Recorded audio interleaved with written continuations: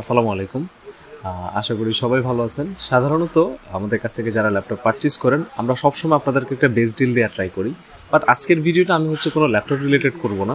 সেটা হচ্ছে যারা আমাদের কাছ থেকে ল্যাপটপ পারচেজ করেছিলেন, ল্যাপটপটাকে আপনারা কীভাবে ইউজ করবেন, অর্থাৎ কীভাবে কেয়ারফুল ইউজ করলে ল্যাপটপটা থেকে আপনারা বেটার আউটপুট পাবেন এবং বেটার একটা প্রোডাক্টিভিটি পাবেন। সেই সাথে আপনার ল্যাপটপটা অনেক দিন ধরে কোনো হ্যাসেল ছাড়া ইউজ করতে পারবেন, সেটা নিয়ে আজকে একটু কথা বলবো। আমার কাছে মনে হলো যে সাধারণত গরমের দিন অর্থাৎ গ্রীষ্মে আমাদের ল্যাপটপগুলো ওয়ারেন্টি সেকশনে বেশি আসে। সাধারণত আমাদের দেশে গ্রীষ্মে ধুলাবালি বেশি হয়, টেম্পারেচার বেশি থাকে। সো সব কিছু মিলিয়ে ল্যাপটপের ওয়ারেন্টিতে আসার প্রবণতাটা একটু বেশি থাকে আমাদের দেশে। সো ইন দ্যাট কেস আমি চিন্তা করলাম যে আপনাদের হেল্পের জন্য একটা সাজেশনের জন্য একটা ভিডিও মেক করি, যেটাতে আমরা পাঁচটা ক্যাটাগরি নিয়ে কথা বলবো, 5টা টিপস নিয়ে কথা বলবো, যেগুলোর মাধ্যমে আপনি আপনার ল্যাপটপটা অনেকদিন ধরে ভালোভাবে ইউজ করতে পারবেন এবং প্রোডাক্টিভিটিটা ভালো থাকবে। সো প্রথমটা আমি যদি বলি, ল্যাপটপটা ক্লিন রাখতে হবে। নাম্বার 1, ল্যাপটপ ক্লিন রাখার কোনো বিকল্প নাই। যেহেতু আমাদের কান্ট্রিতে ধুলাবালু বেশি থাকে এবং সামারে ধুলাবালুটা খুব বেশি হয়, সেই ক্ষেত্রে দেখা যায় যখন আপনি ল্যাপটপটা ইউজ করেন, আপনি যে সারফেসে ইউজ করছেন সেখানে আশপাশটা যদি ময়লা থাকে, আপনার ল্যাপটপে যখন এয়ার কুলার আপনার বাতাসটা ইনহেল করে, পাশাপাশি অনেকগুলো ধুলাবালু এটার ভিতরে চলে যায়। সো ল্যাপটপ হ্যাং করা, ল্যাপটপ প্রবলেম হওয়া, ল্যাপটপ ওয়ারেন্টিতে আসা, ল্যাপটপ হিট হওয়া, সব কিছুর মূলে একটাই রিজন, সেটা আপনার ল্যাপটপটাতে ধুলাবালু ঢুকছে। এবং সো এই ক্ষেত্রে আপনি ল্যাপটপটা যতটুকু সম্ভব ক্লিন রাখার চেষ্টা করবেন, সেটা ল্যাপটপের আউটসাইড, এবং কিছুদিন পর আপনারা ল্যাপটপটা সার্ভিসও করিয়ে নিতে পারেন। আর সেই ক্ষেত্রে আমাদের টেকল্যান্ডে এখন 26 তারিখ পর্যন্ত 31 তারিখ পর্যন্ত একটা ফ্রি সার্ভিস ক্যাম্পেইন চলছে। চাইলে আপনারা এখানে এসে আপনার ল্যাপটপটা ফ্রি সার্ভিস করিয়ে নিতে পারেন। এটা one of the best opportunity বলা যায় ল্যাপটপটা ফ্রি অফ কস্টে সার্ভিস করে নেওয়ার জন্য। সেকেন্ড যদি আমি কথা বলি, সাধারণত আমরা যেটা দেখি যে ল্যাপটপটা অনেকে আমরা বেডে রেখে ল্যাপটপটা ইউজ করি।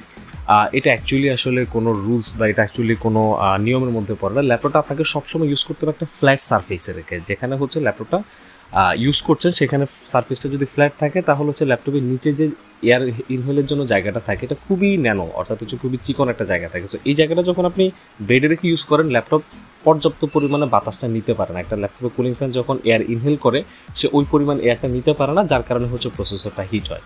এবং ল্যাপটপ ওয়ারেন্টি আসার আরেকটা মূল রিজন বা ল্যাপটপ প্রবলেম হওয়ার আরেকটা মূল রিজন প্রসেসরটা যদি ওভারহিট হয়, সেই ক্ষেত্রে আপনার ল্যাপটপে আস্তে আস্তে প্রবলেম স্টার্ট হবে। সো ইন দ্যাট কেস আপনাকে যেটা করতে হবে, সবসময় ল্যাপটপটা ইউজ করতে হবে একটা ফ্ল্যাট সারফেসে রেখে। পুরো বেডে বা নরম কোনো জায়গায় রেখে ল্যাপটপটা ইউজ করা যাবে না, যেখানে ল্যাপটপের এয়ার ইনহেল করতে প্রবলেম হয়।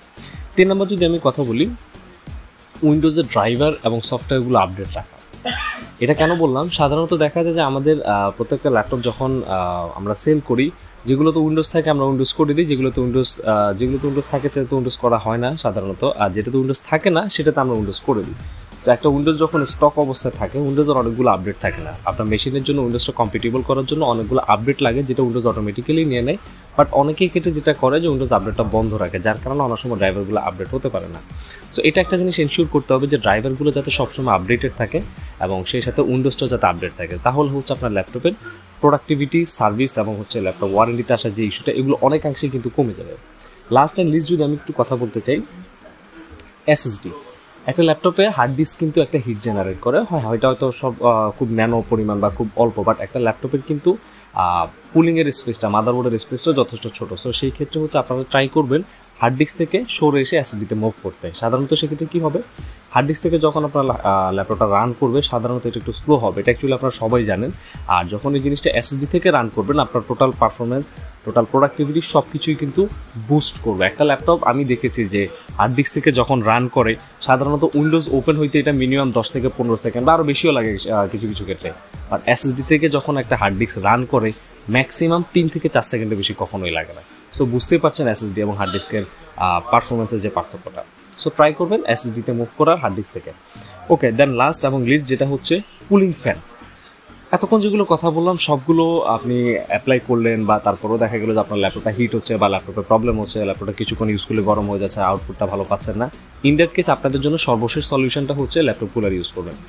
ওকে, এবার ল্যাপটপ কুলারগুলো আসলে কীভাবে আপনার ল্যাপটপের জন্য ডিটারমাইন হবেন যে না, কোন ল্যাপটপ কুলারটা দিয়ে ইউজ করলে অ্যাকচুয়ালি আপনার ল্যাপটপটা বেটার, একটু কুল থাকবে, বেটার প্রোডাক্টিভিটি পাবে। তো সেই ক্ষেত্রে আমি বলবো, যারা গেমিং ল্যাপটপ ইউজ করেন, গেমিং ল্যাপটপের জন্য সাধারণত সবসময় অ্যাটলিস্ট 4টা ফ্যান দিয়ে একটা ল্যাপটপ কুলার নেওয়া ট্রাই করবেন। যেখানে 4টা ফ্যান থাকলে হবে কি, আপনার ল্যাপটপে যথেষ্ট পরিমাণ এয়ার এক্সস্টিং এবং এয়ার ইনহেলিংয়ের জন্য জায়গা থাকবে, আপনার ল্যাপটপটা খুব ইজিলি কুল থাকবে এবং এয়ার ফ্লোয়ের যদি যথেষ্ট পরিমাণে সার্কুলেশন থাকে সেক্ষেত্রে ল্যাপটপ হিট হওয়ার চান্স থাকে না অ্যান্ড ল্যাপটপ প্রোডাক্টিভিটিটাও বাড়ে।